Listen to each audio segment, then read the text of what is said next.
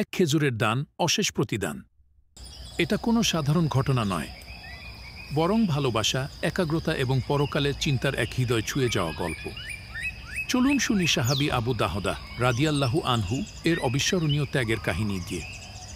একদিন প্রিয় নবী হজরত মুহাম্মদ সাল্লাল্লাহু আলাইহি ওয়াসাল্লাম সাহাবীদের মাঝে বসে আছেন।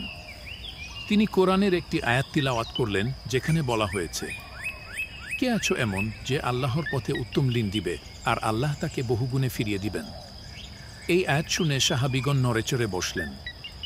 তাদের মধ্যে একজন সাহাবী উঠে দাঁড়ালেন।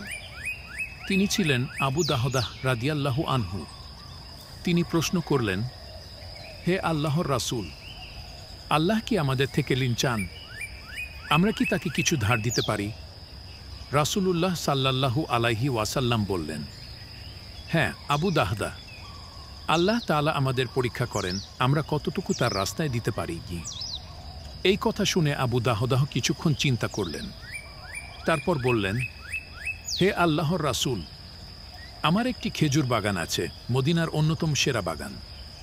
আমি সেটা আল্লাহর রাস্তায় দান করলাম। রাসূলুল্লাহ সাল্লাল্লাহু আলাইহি ওয়াসাল্লাম খুব খুশি হলেন। তিনি বললেন, আবু দাহদাহ, জানো কতগুলো খেজুর গাছ আল্লাহ তোমার জন্য জান্নাতে রোপণ করেছেন?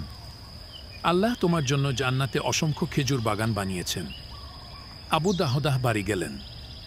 তার স্ত্রী এবং সন্তানেরা তখন সেই বাগানে ছিলেন। তিনি বললেন, হে দাহদাহ মা, এই বাগান আমি আল্লাহর রাস্তায় দান করেছি। এবার আমাদের সেখান থেকে বেরিয়ে যেতে হবে কি? স্ত্রী বললেন, আলহামদুলিল্লাহ, তুমি দান করেছ আল্লাহর রাস্তায়, আমি খুশি।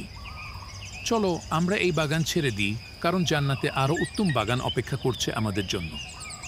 বন্ধুরা, আজ যদি কেউ এক খেজুরও একনিষ্ঠভাবে আল্লাহর রাস্তায় দান করে, তবে তার জন্যও হতে পারে অসীম প্রতিদান। আল্লাহ আমাদেরকে ত্যাগের এমন মনোভাব দান করুন। ভিডিওটি ভালো লাগলে দয়া করে লাইক দিন, শেয়ার করুন এবং ইমানের আলো চ্যানেলটি সাবস্ক্রাইব করতে ভুলবেন না। আল্লাহ হাফেজ।